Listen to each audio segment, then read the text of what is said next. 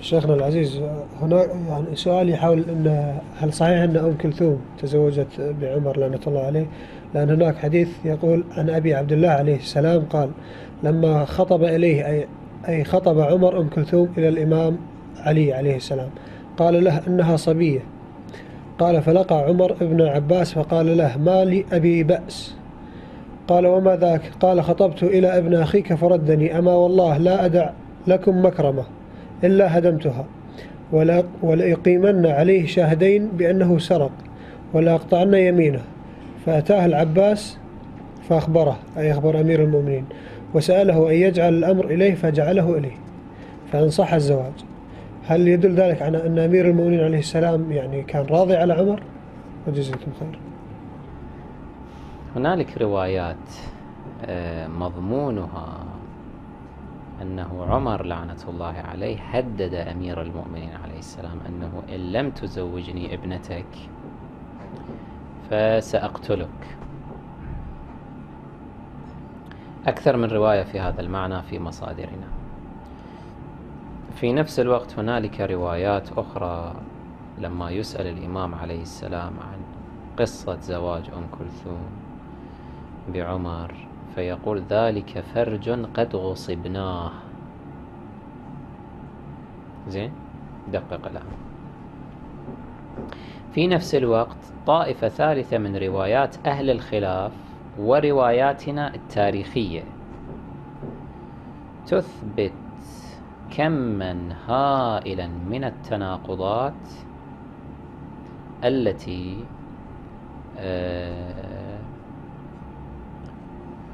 يعني تشوب هذه القصة بحيث تبعدها عن إمكان التحقق.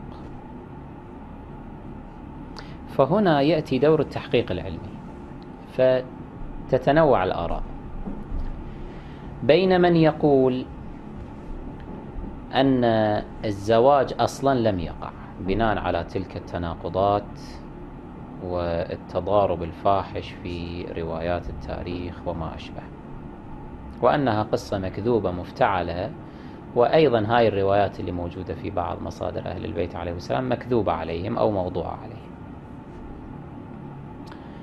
بين من يقول لا، الزواج قد وقع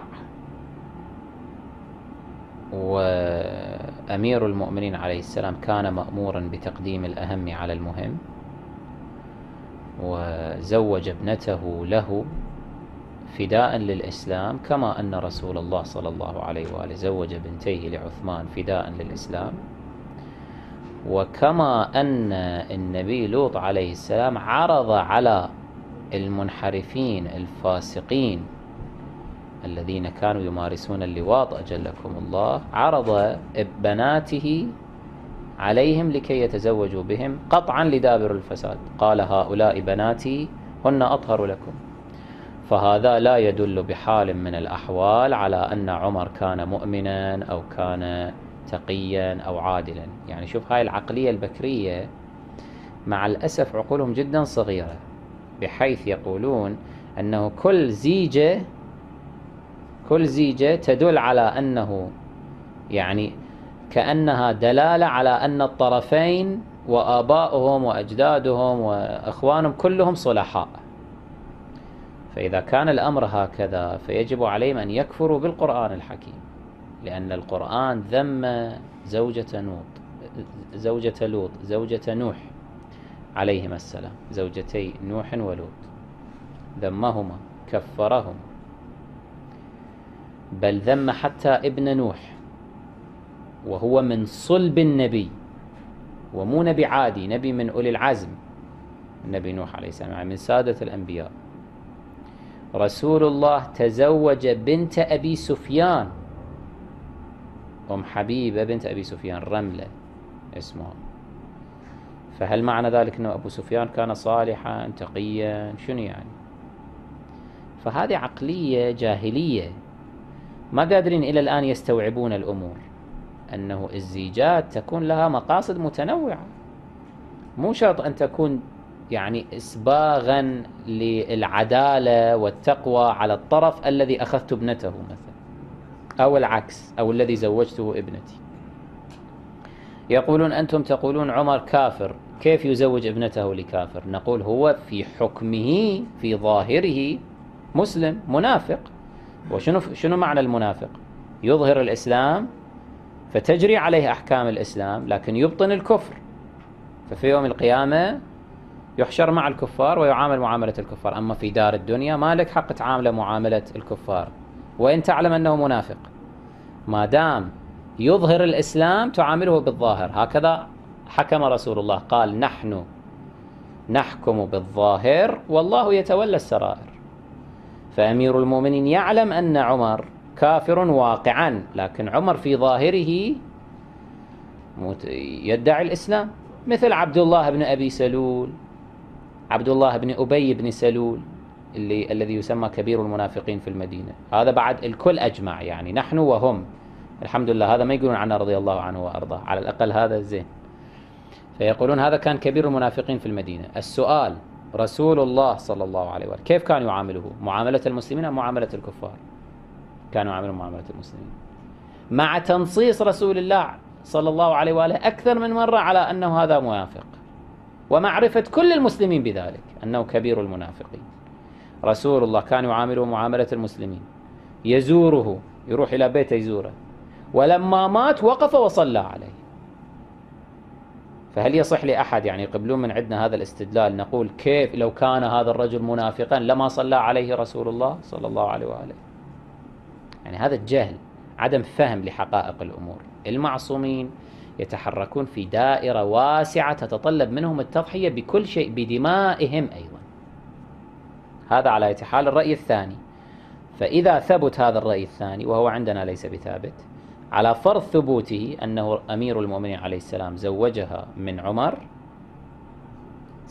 عمر، فهذا لا يدل على عدالة عمر أو إيمانه، لا، وإنما مثاله يكون كتزويج الله آسيا بنت مزاحم من فرعون الذي كان كافرا ويقول أنا ربكم الأعلى.